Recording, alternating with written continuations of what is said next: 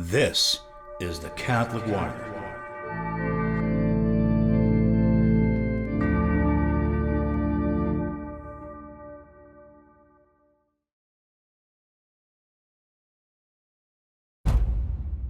And then one day, she said, I have a secret.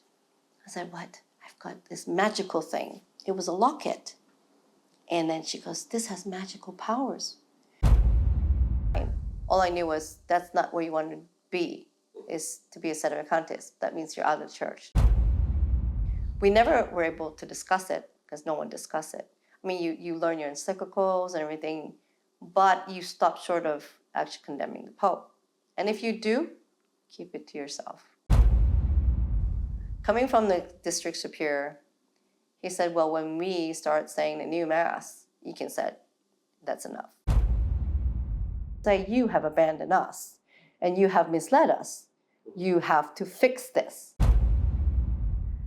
Every day is a blessing to be so close to the Blessed Sacrament, to be able to go to Mass every day. You know, even if I have nothing, this is everything.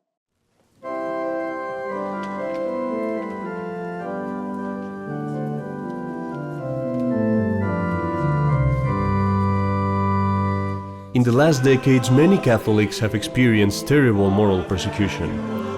Their faith, their traditions were taken away from the churches. Many have lived for many years ignorant of the deprivation they suffered. Some are still going through that painful and at once beautiful process of rediscovering the Catholic faith. For the encouragement of those still in that journey, faithful Catholics have shared with us their challenges, trials, and blessings. This is the story of their journey back to the faith. Hello and welcome to the Catholic Wire. This is your host, Father Carlos Cepeda, and you're seeing our new interview of Back to the Faith. Today we're being joined by Angie. Angie, thank you so much for being here. Thank you for inviting me, Father. Angie is going to tell us the story of how she came to know the Catholic faith, how she has been raising her children. How many children do you have now? I have 12. 12 children, and she's raising them here in America. So, Angie, I appreciate it very much. It was a very, we did this with very short notice, like 1 hour. It's okay, it's okay. So, where were you born? How did you grow up? How did you come to find the Catholic faith? Okay, I was born in Malaysia. There's just 3 of us. Where my mom is Baptist, my father's Buddhist. So I went to church Sunday church, close by. Biggest thing was Christmas. You know, once a year you go to Christmas and they have their activities. So that was my first. We had Bible study, Bible school. We learned about the different Bible stories and did the coloring. That was my first exposure to, I said, God, probably. And but I said for the Catholic faith, it was when my mom sent me to a Catholic school in Malaysia, because she had thought that, you know, learning English was important. So she sent me to an English school, and the ones that speak English was, you know, a Catholic school. I remember it was St. Francis Convent School. St. Francis Convent School. And I remember going there, and I didn't tell anyone what religion I was, because my mom just sent me to Sunday school, but we don't know anything. We just follow. And when they asked me what religion, I said, I don't know, you know. So they had during recess, they have a group. You know, if you're Muslim, you go to Islamic, you know, studies. Okay. So if you're Catholic, you follow the nuns, and you know. So, and if you're Buddhist, you don't do anything. You just, okay. You know, have your recess. You know. So I went through, because I have several friends, and one was, it was in Islam. So I would just sit there, and then she learned her Jawi, and I just watched because I have no idea what's going on. I didn't do anything. I just watched, and then I had this one English friend, which is kind of unusual because it's mostly Asians. Mm-hmm. So I think she was from out of town. So her name was Georgiana. So she was Catholic. Of course, I had no idea. It's a Catholic school, so she was Catholic, and I think that was we have a grotto with Our Lady Okay. in a grotto. I mean, I don't know anything about Our Lady, but I did know that recess time, all the kids would go there, and we had these bushes of flowers, and it was a habit of all these kids. They would take these flowers and make a chain of necklaces for Our Lady, and we would put a whole bunch of it on her statue, and I thought that was really neat. So I did them too, and I would put it on her, not knowing anything, just thought it was nice, and I would just sit there and just like how nice it was, you know. And so this girl was a Catholic, and I remember following her to, because she was Catholic, she went for catechism. Of course, I had no idea what it was then. I think it was a chapel. So I remember following her into this room, and I think it was a chapel because it was pews, and we all went in and sat down, and I remember seeing these most beautiful necklaces, as I thought they were, but they were rosaries, and I thought they were like jewels because the sun was shining on them, and it was really beautiful, and I remember those. And then one day she said, "I have a secret." I said, "What?" "I've got this magical thing." So she took me to the bathroom and just, "I need to show this to you." So she opened it up. It was a locket, and then she goes, "This has magical powers." I was like, "Wow, you know, what is this magical powers?" And she didn't have a name for it, you know. And it was until when I went to Canada, that's when I followed my uncle. He was in Canada, and he introduced me to the Catholic faith. And then I was, you know, taught the rosary and taught about the scapular, and then I saw the miraculous medal. And that brought me back to that time. Like, I've seen this before. It was this girl. She showed me the miraculous medal, and she says, "This is so powerful." And I had no idea. I was like, "Wow, it's got like, yeah, magical powers." But of course, she couldn't tell me because we were all very young. I think maybe second grade, probably. Oh, wow. Yeah, very young. So it was really neat because when I realized it, that it was how do you say? It's like Our Lady was watching Yeah. You see, and bringing me there. Like, so it was a nice, you know, moment. they say that Our Lady never, she never keeps anything to herself. Yeah. Even the slightest benefit that we do for her or prayer that we do for her, she'll take it and reward us for it. Yeah. And I was thinking that as you were giving, you know, thinking of giving her the crowns of flowers. Yes.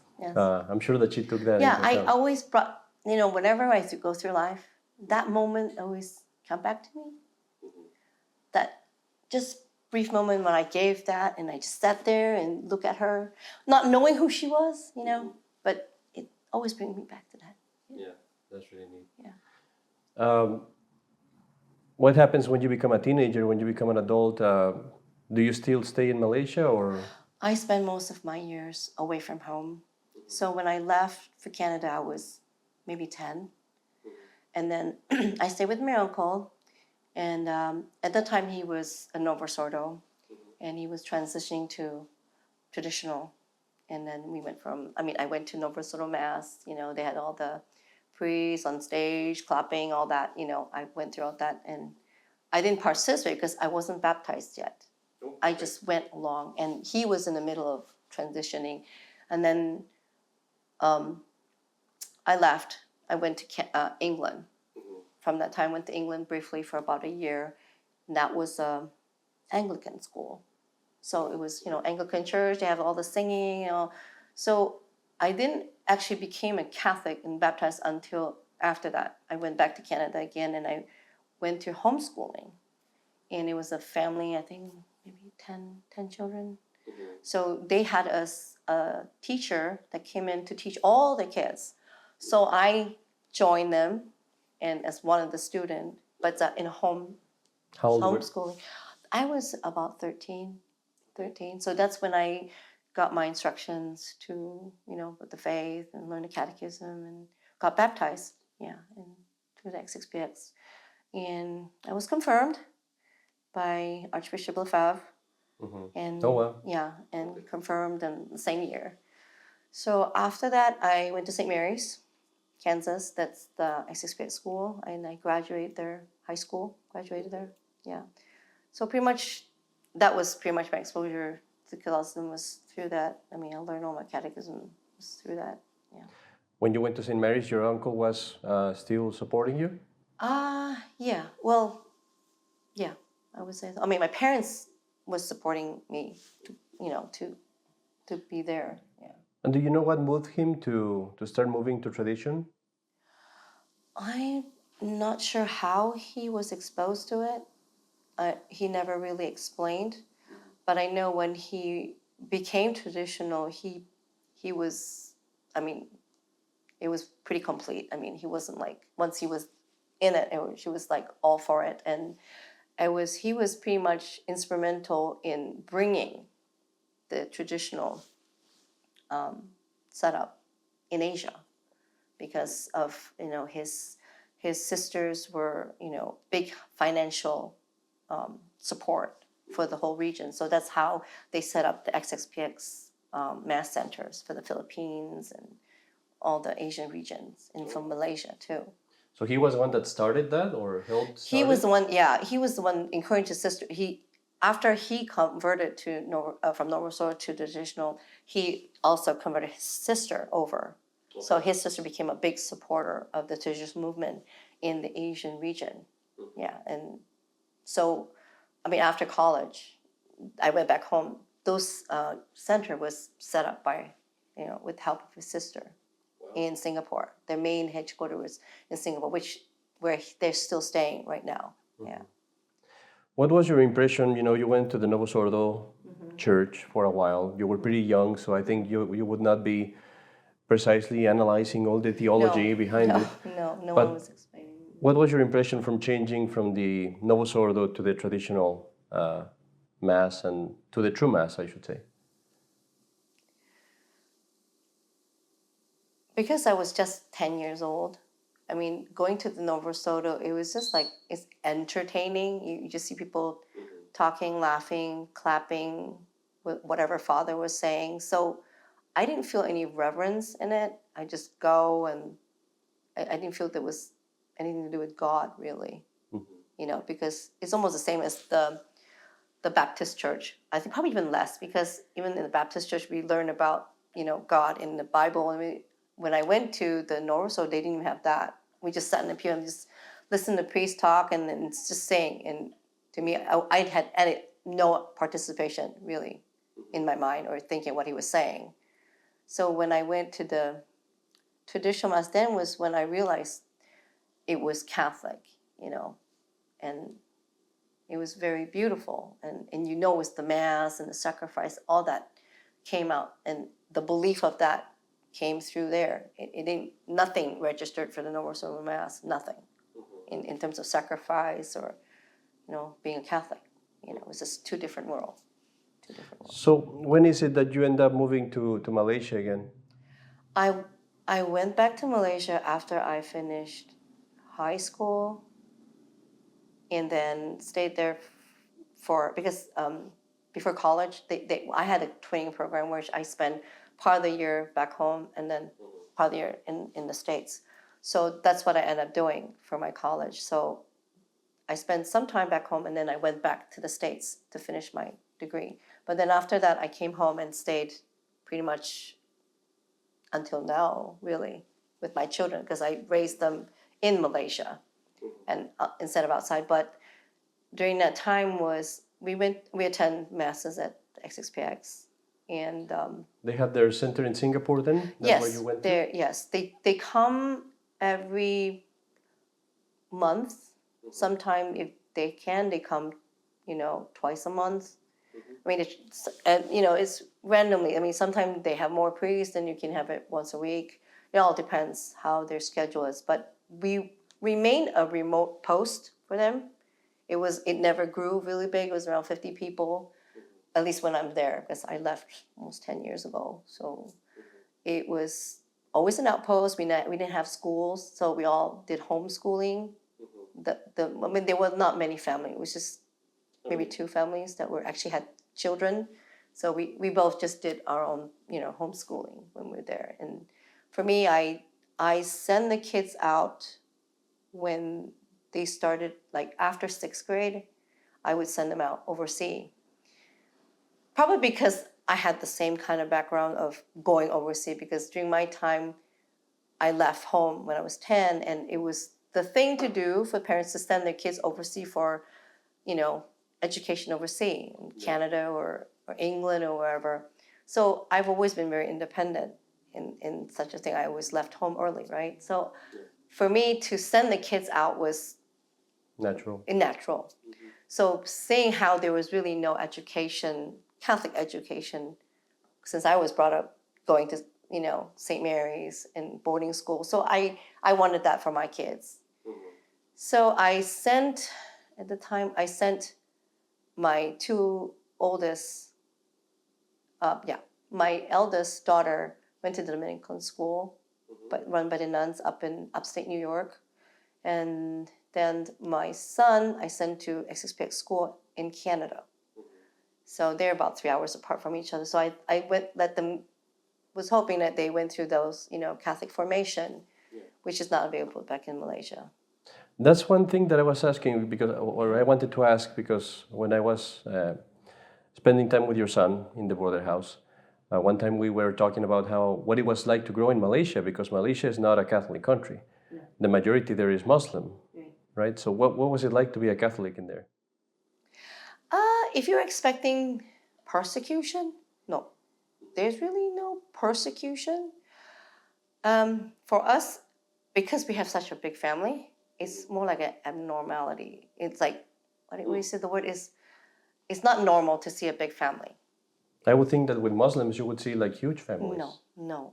For the earlier generation, yes.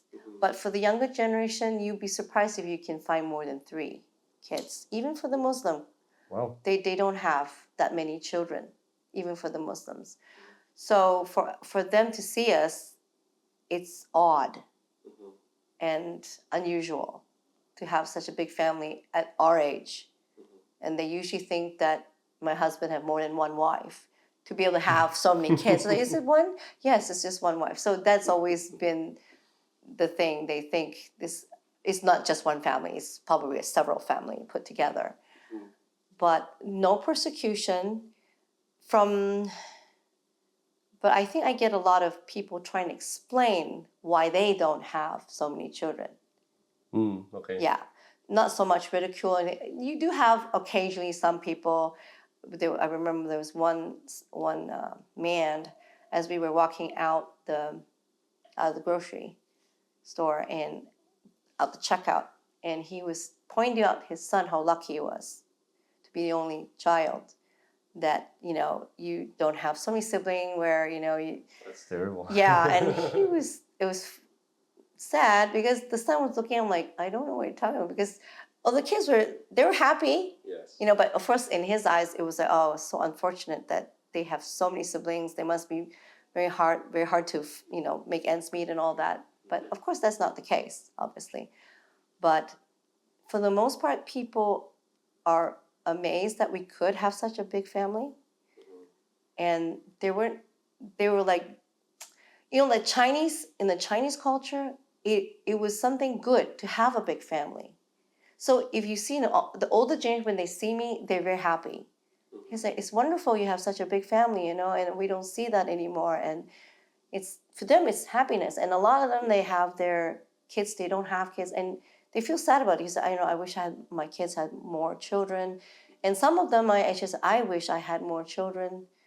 And because of, like commitments or whatever, they never had. And they always said, it's a good thing what you're doing.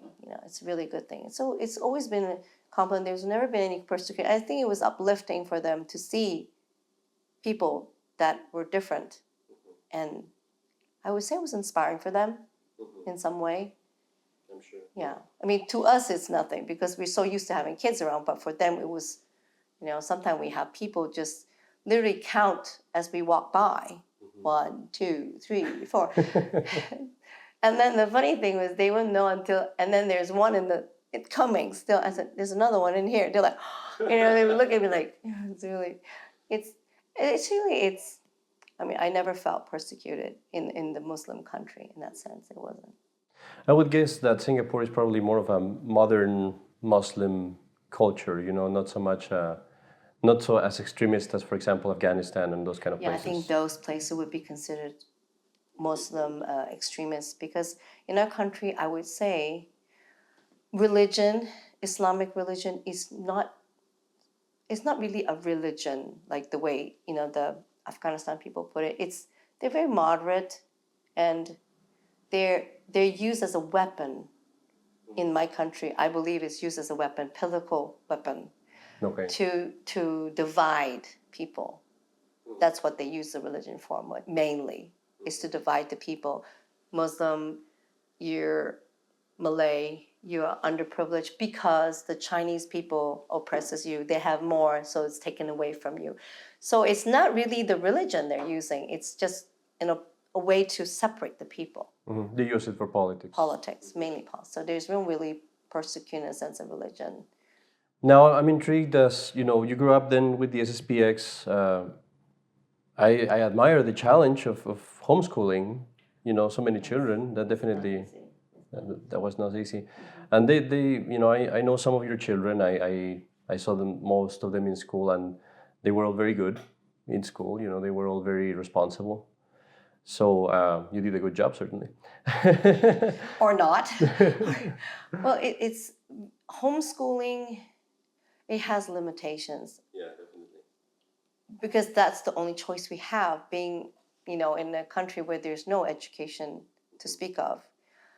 So we have to do homeschooling, but that means keeping our children, because it's just one family, and there's no friends that have the same belief as you, so they're all kept to themselves. So that is the bad part, because you don't have an extended society for them to mingle with and learn outside, so they're very closed off. In that situation, yeah. Yes, yes. I mean, in terms of socializing, I mean, there are always people around me saying, "Oh, homeschooling, your kids will be very awkward and kind of social." Yes, it's true, depending on the child, because out of so many kids I have, some are awkward for sure, but some are social butterflies. They have no problem. They know every single person in the neighborhood, whereas I don't. So it depends on the child. Yeah. But of course, it's best to go to a Catholic school when they mingle with others. Yeah. It's best. Now, at what moment did you stop going to the SSPX? What moves you to start looking for other priests? You know, to start looking into the possibility of, you know, the Holy See being vacant and all those things. Yes. My first. I remember hearing about sedevacantism. That was when I was a senior in high school, and I think that time was when they had someone tried to split. Obviously, that's when these kind of topic comes up. But I was just a child, teenager, so I didn't give any thought at that time. All I knew was that's not where you want to be, is to be a sedevacantist. That means you're out of the church. That was my first impression of what sedevacantism is. Because you were in St. Mary's, Kansas. I was in St. Mary's, so Kansas. Probably right? they told you about yes. it. Yeah. And at that time, as a child, you're not exposed to all these turmoil in SSPX. You're sheltered, pretty much. They don't tell you anything. So in my perception at that time, I thought they were very conservative and everything was, it's just that the Pope is not acting like a Pope. That was pretty much it. And we never were able to discuss it because no one discussed it. I mean, you learn your encyclicals and everything, but you stop short of actually condemning the Pope. And if you do, keep it to yourself. Don't discuss this with anybody. So for the most part, all our friends were like, yeah, we don't think he's the Pope, but we're not going to talk about it. But we're still going to go to church, and it's just not something you would discuss and do anything about. So we just continue thinking that everyone was traditional the way they're supposed to be until, of course, when I was in Malaysia, things started, surfacing when they talk about going back to Rome. So every time they talk about going back to Rome, that's when the question of what's going on, right? So You mean when the SSPX started yeah, negotiating? yeah, negotiating. I think this was the second time they do this negotiation. That's when I was well aware of, what was. Then I started looking and saying, what is going on? Because then it was affecting my parish because they were serious enough to discuss it with the priests as what's really going on. Are you really, going back to Rome? And we will have the district superior come over and explain, and then we would say, well, what would be the time when we should put our foot down and said enough is enough? Coming from the district superior, he said, well, when we start saying the new mass, you can say that's enough. You can leave now. Okay? So that's what he said. But as you know, it's never that clear cut, right? But so we would just watch all the drama as they go through the negotiation, and then next week, what's next? Are they going to meet? Are they going to, say something? Is my district superior going to say something? Are they going to meet and discuss this, or anything? So as time went by, you knew that they weren't going to fight it. They were going to, they were for it. And then I realized that as it was happening, they were actually introducing more liberal people into the church, into the chapel. We would have French people coming over from France, and we would think, oh, they're from Franjo, they should be very traditional, right? And then it turned out they're not as traditional. They were more liberal. They would come in their beach attire, like shorts, and they wouldn't wear veils, and then we were looking at the priests and like, are you going to say anything? And they didn't say anything. So then my kids would start questioning, saying, why are they not wearing skirt? Why are they? And they would go to church and, like that. And even when we give her a veil, she would, put it aside. So finally I went up to the priest and said, well, can you explain, what's going on? Well, just tell your children, not everyone thinks like them, and we just have to be understandable. That was it. And then it was getting more and more liberal, more tolerant of the liberal way things are being done. And they would slowly introduce people to come and sing. And which was weird because we have our choir, and small as it may be, and perfect MSB, but you don't get some choir director and come sing just to sing. They're not part of the parish, and you see them come in and prepare to sing, and then the priest will come out. What do you think? How do you? I'm like, what do I think? What would I think? Anything? Because he's not part of this parish. He came here just to sing, and between their singing, they will be chatting, because there's a room that we have the crying room where the kids supposed to stay in, so they don't, because this is a very small chapel, and they would be there waiting to perform. So before they perform, they were talking in the room. And it was very puzzling, and for somehow the priest was very excited about this new movement of having someone introducing, special, I don't know, singers and special hymns that we've never heard of, So little things like that, they were creeping in. And I just out of curiosity, were these hired people or were these supposed to be traditional? Friends of the parish, like the younger generations, and they knew these people and they brought them in and to sing, and they sang with these, these youth that was in the choir. So, and they stop us from singing because we usually, in SSPX we sing everything together. The mass, all the Gloria, we sing together. So when they came in, nobody could sing because it was their job now. It was like a job because it felt like that because they didn't do anything else but sing. It was that then and then with Bishop Williamson leaving, and it was quite weird because he took him a while to decide to leave, and he didn't do anything. We were hoping he would go there like a lion and say, no, we don't do this, but he just quietly walk away and form his own group, So we started researching, with the mass, and because we never did any research because everything was just handed to us, the mass, everything. We just said, oh, this is the mass, and that's it, right? So when they start saying that if the mass had this, if the mass had that, then it's valid, So then we look and said, there must be a way to protect this. You can't just say if this, if that. I mean, anything could be if this, if that, and you'll be something else, right? So we looked into a lot of it, like the papal bull.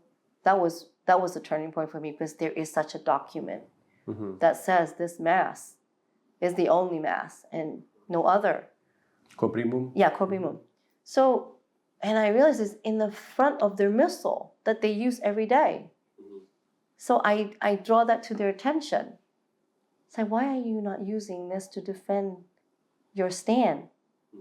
Since you are all about, Mass of St. Pius V and everything. He said, what coprimum? I had that coming from a priest telling me, and I was like, you do not know this thing in front of your missal? I was shocked, right? To say the least. So it was,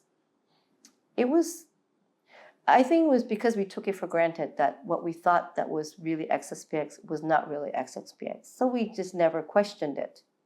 But in actual fact, they really weren't about, tradition in the full sense. It was just about offering you the Mass, because everything, it was about the Mass. Because if I question any further, it says, just be grateful, you have the Mass. That was it. I was going to ask you that actually. Did they ever talk, for example, about the problems with the faith, the dangers to the faith, the heresies that are being said in Vatican II? Did they ever mention any of those things or less and less? When they decided that they want to cross over, they nearly never talk about it anymore, because talking about it would bring up, contradiction that they have to address. Of course. And obviously they don't want to address that. And that's why that a lot of people don't leave. I assume that it's just because you never talk about it. You just assume that they thought the same way as you did, and so you never discuss, and you just attend Mass and just grateful that you have Mass, and we are all grateful. So when we started questioning, they said, well, if you go that way, that means there is no church today. The church is gone. If you continue and pursue this, your thinking about that the Pope is no longer the Pope, that means there is no church and that the God has abandoned us. I was like, but that can't be right. You can't say because of all this, then your conclusion is the church has abandoned you. I would say you have abandoned us and you have misled us. You have to fix this, and you can't put this responsibility on the faithful. We found out that this is all hocus pocus.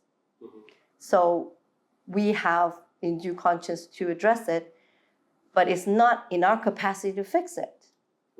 And it's not our fault that if the church is in this state and we realize it's in this state and we have to continue just so that we can have the Mass. And that's what was the reasoning they're giving us. That, well, if you go that way, that means we don't exist.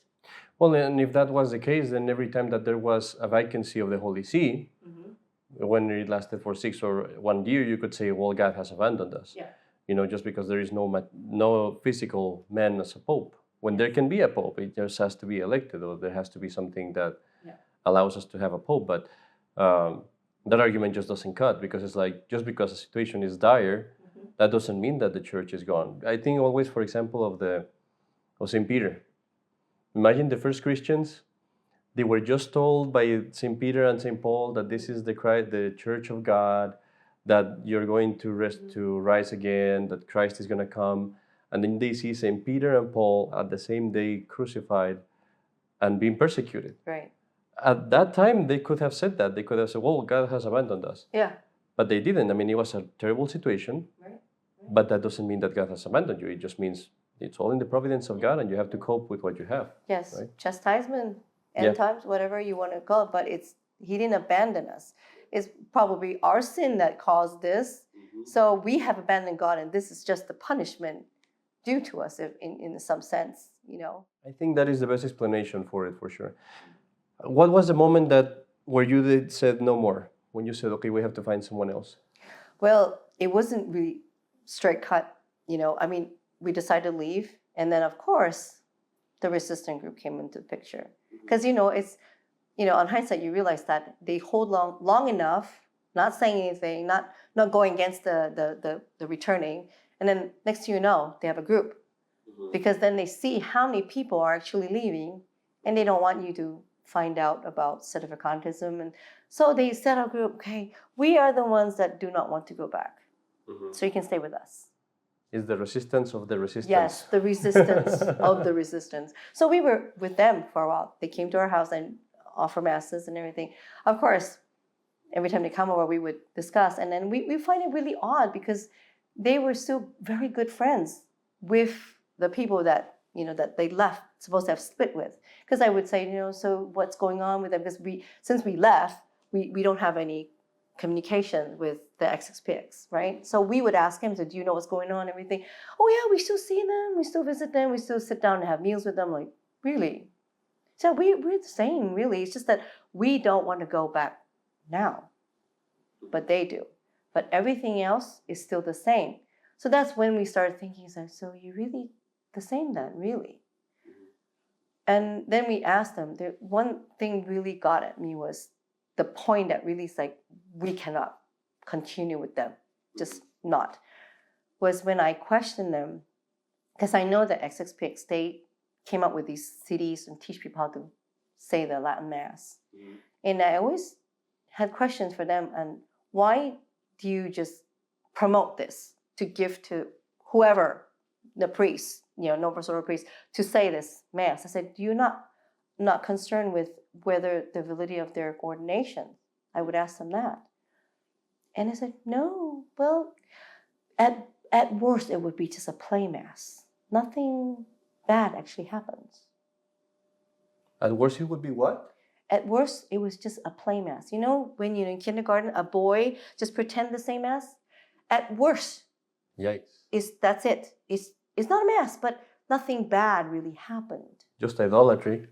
Yeah, exactly. I'm like, I was shocked. Wow. Coming from an extra, like, so that was it? I mean, you let them say this Mass, so if they're not valid priests, we'll just play Mass. Nothing really bad happened.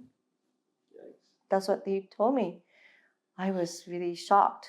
And another thing was about the Pope doing what he's doing, spewing heresy and all that. And this was at the time of Francis already. Yeah, I think so. There's a split that they were doing with Bishop Williamson. So I asked him about the Pope.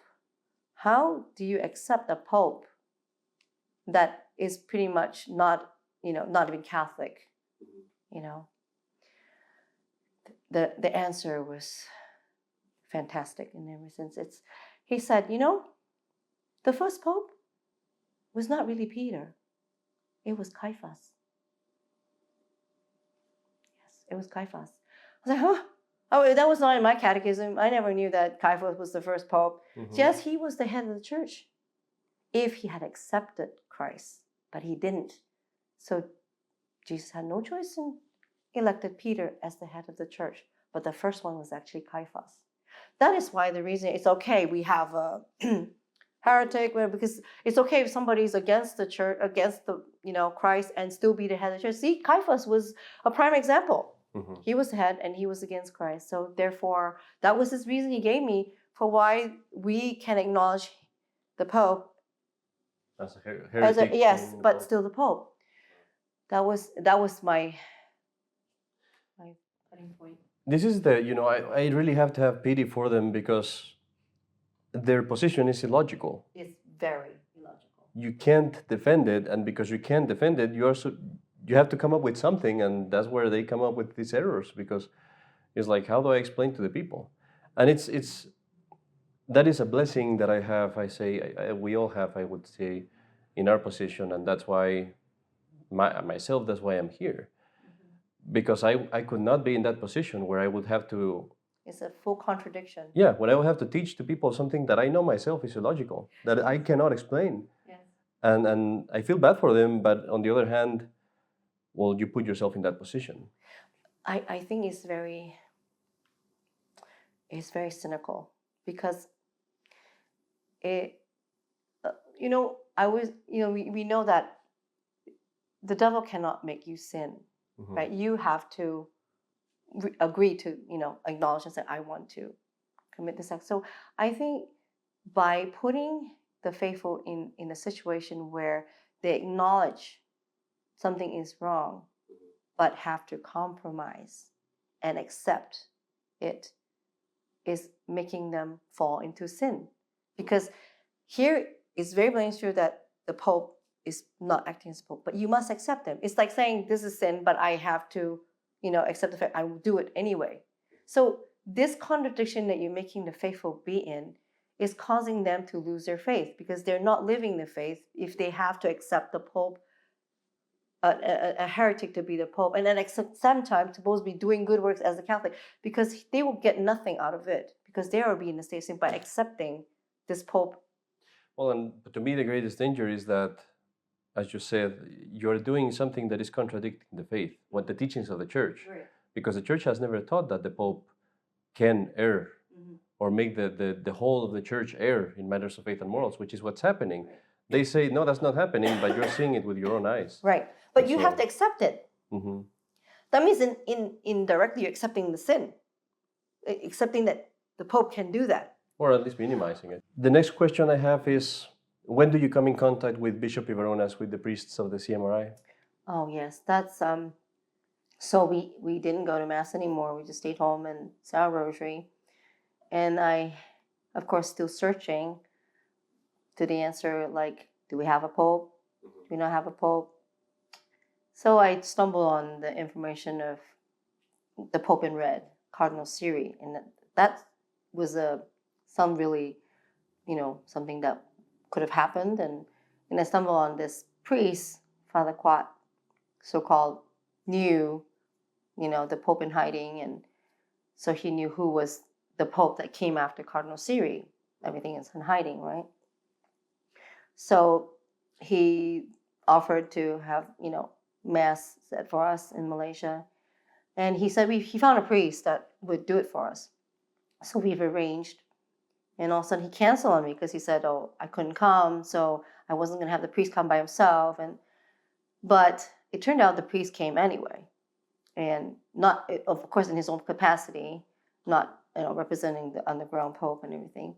So he came and said Mass for us, and then we started talking. And he was, Nova sort of background, and of course, I think he got reordained and everything. We started talking about how he came across this Cardinal Siri thing, and I told him how I found, and then we started talking. He was like, there's something's missing, and it doesn't seem to tally. And then we started researching on them, and to make the story short, they were actually hoax. They were scamming people with this idea about the Pope underground, just to get people to support them financially, but they were all scam.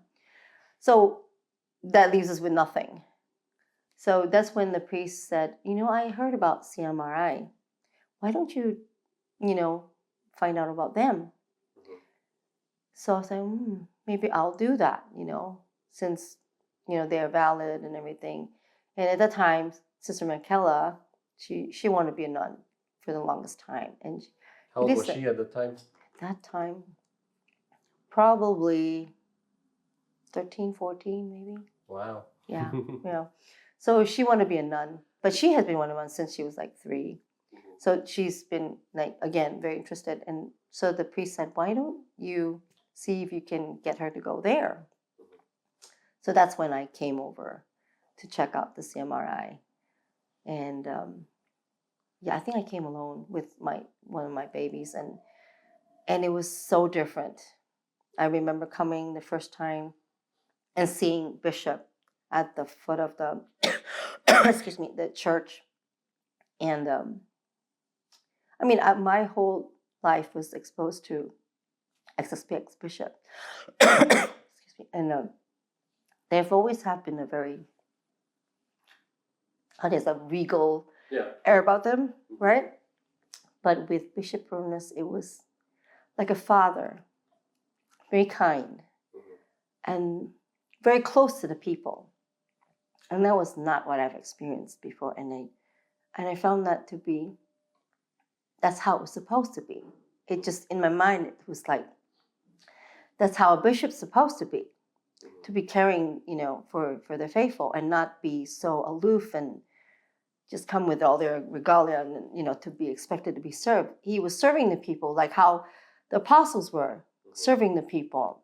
And that's what really made me feel that this was the true church. And that's why I decided to bring sister here and my kids here. Yeah, that was why. It was just very different, very different. At that time, he started sending probably Father Christoph from Russia? After that. Okay. Who was the first priest from the CMRI to come to I think it was Father Molina. Oh, okay. Father Molina, Father Gerard, that they come like very, very seldom, like when they, like maybe during the school holidays, and they would come. Mm-hmm. But later it was Father Christoph when he established a more frequent route to the Philippines. Mm-hmm. Then he would come over to Malaysia. When he comes to the Philippines, and he would spend like maybe 3 days in Malaysia. Mm-hmm. So it was like maybe every 2 weeks, mm-hmm. or at least a month. Once a month, we would have mass for 3 days.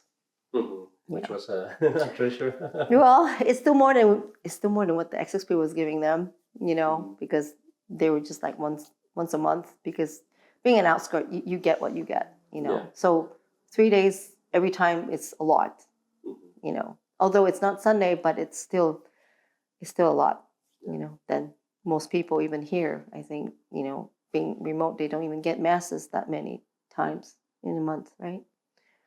I remember when I was driving Father Christoph one time to a mission, and something happened. I'm not going to say it here on the video, but something happened that we had to go find communion wine. Mm. And what I'm not going to say in the video is how we tried to find communion wine, because we were like out in South Dakota in this little town, and there was nowhere around anything clerical. It's like the nearest store of clerical goods is probably 6 hours away. So we had to say mass the next day. Mm-hmm. So we found the wine in manners that I'll keep to myself. But I told Father Christoph, no one can know about this. Yeah, he's very particular about the wine. Because we tried to find wine back in Malaysia, because there has to be a certain constitution and everything. Yeah. It's so hard to find. He would bring the wine from Philippines. Yes. And keep it there. So. Well, and that day, he thought I was going to bring it. And I thought he was going to bring it. We were both new, so to say, to that mission. Right. So, but the funny thing is, later on, when you came mm-hmm. from Malaysia mm-hmm. to America, mm-hmm. and you met me, you told me, "Oh, you're the seminarian that found the wine in this." Oh, yeah. You haven't met me yet, but you knew that story. Mm-hmm. I want to ask you a question before we're done. 3 questions, the ones that I always ask in this show. The first one is, what would you say, let's go in this order. Let's say first, what would you say was the greatest challenge of all this journey to get back to the faith, to try to be in the true Catholic Church? What has been the most difficult part of it? The most difficult part is, for me, because I don't think my formation in the Catholic faith was that strong, even though I was in SSPX school, it was to live the faith, in the world where they don't care about your faith, mm-hmm. To live a moral life. It's very draining, to be like going to college where they're godless. Mm-hmm. That was very draining and very tiring. And I would say it's tough to keep that in the world today. It's not easy. And it would not be advisable to be in this situation if you are not strong in your faith. Mm-hmm. You must be very strong in your faith. And it's hard because if you're born in this, you expected that, this is what my parents tell me. Mm-hmm. And it's probably even easier to lose it, mm-hmm. Mm-hmm. That this is not really my choice. That you might just think that since it's not my choice, I do not want to continue this anymore. Mm-hmm. So I would say this is a gift, and you can lose it anytime. There's no guarantee.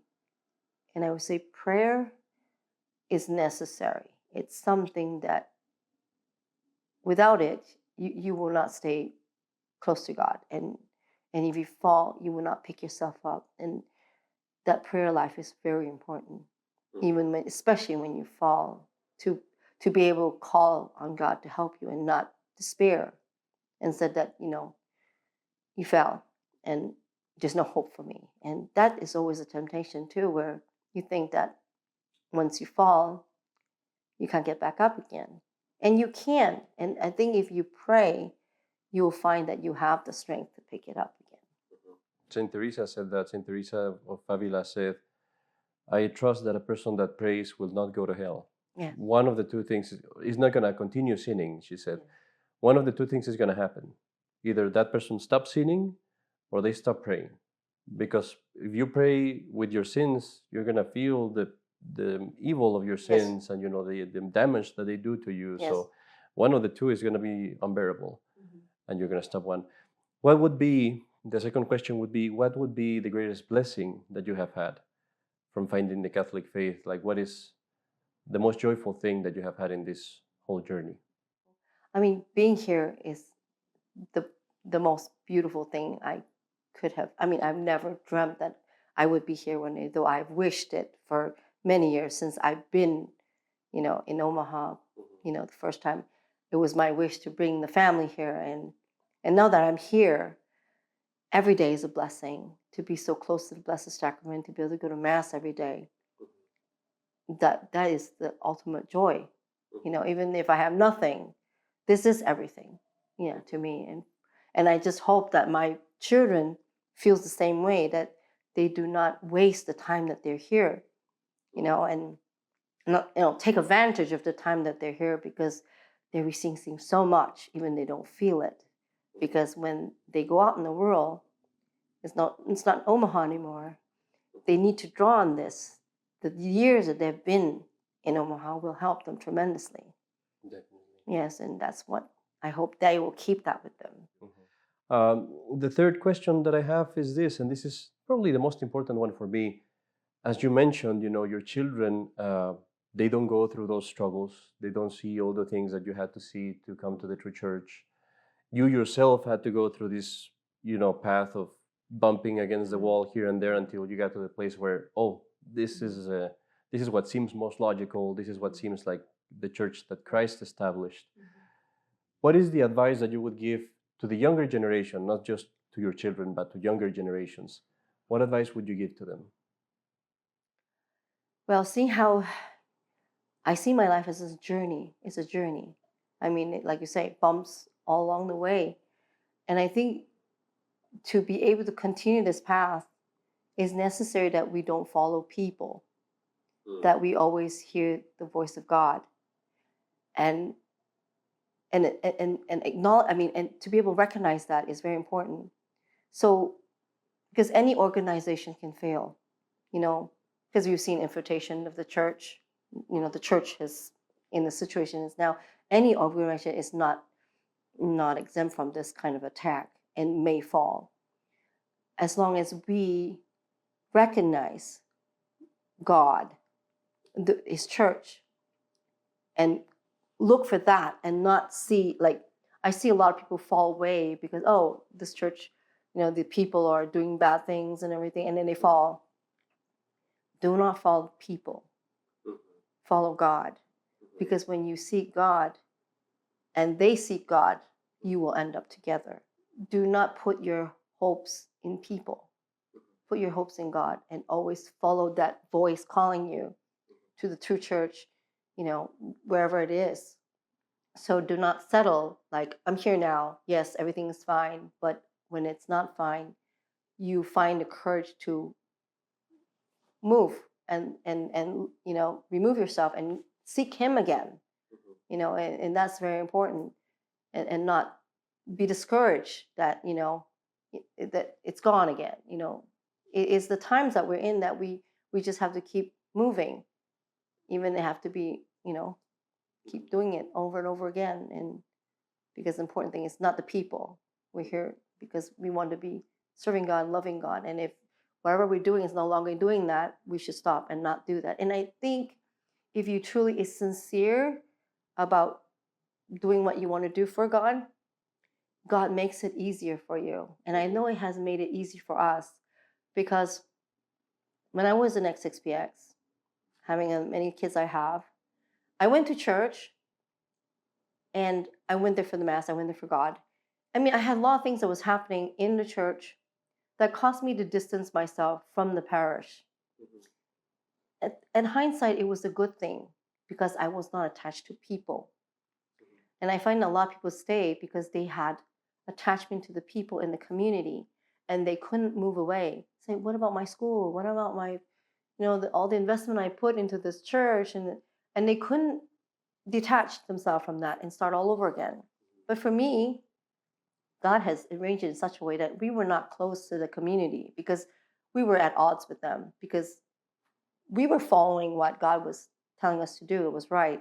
And they were not. Like even the priests, for example, they were telling us after we had my 5th child that we should not be like bunnies. And that I should speak to a priest about, how to not have so many children. I was puzzled because I always thought that, coming from St. Mary's, everyone had big families. But for some reason, when I was, in Malaysia, they were not encouraging that. Of course, the coordinator herself only had 5 children at the time, and I was having my 5th and onwards, and she wasn't too happy about that. And she told me to speak to the priest about it. And then on the pulpit, the priest was said, we want quality, not quantity. And I was, so there was a distancing. And that helped a lot because now that I look at it, if I was so close to the community, I probably wouldn't have been so easy for me to remove myself. When the time came, when I see all the errors, I would not act so much on, something is wrong, I need to go. I would have maybe hesitated and said, no, if I left, I wouldn't have this, I wouldn't have that, I wouldn't have the Mass. But because I wasn't so close, I could step back and just look at it in an objective way and see for what it is. I came for the Mass, I came for my faith, and that is still intact. Everything else is falling away. So I had to remove those, not remove my faith. So that was easy for me. And I think God would do that for you if you were sincere and always seeking Him in every way. It's very true not to follow the people. Follow the church. Because there will always be the church. Now, whether if that be only one bishop or just one priest, and where he might be, it's a different story. But there will always be a church. But what you say is a very good point, and that actually also has been said by the saints. Do not be attached to people because the church itself cannot fail. Yes. But the people in the church fail and have failed in the past. Yes. So that is, and I think for young people, that is a very good advice because also you say that when you go to college, you follow the crowd, you follow your friends, you want to be popular. When you go to a job and you follow the crowd, even as you say in the SSPX, and I'm not trashing the SSPX here particularly, but a lot of people don't agree with their position. Yes. But what you say is perfectly true. They don't leave because of the social attachment to it, because there is such a big society there is such a big school, all these things. And that's why they say, well, I don't want to follow the position that makes more sense to me because I value these things more, which, to each his own, we'll see how those things work. But I think it's a very good advice. I really thank you for being with us. Is there anything you want to mention before we wrap it up? No. I really, really thank you, especially for doing it in such short notice. And I thank your son over there also waiting for us. I'm really happy for having been done. So this has been another episode of Back to the Faith. We're with Angie here. Thank you, Angie, again for joining us. This is your host, Father Carlos Cepeda. And you have been watching The Catholic Wire. Thank you and God bless you.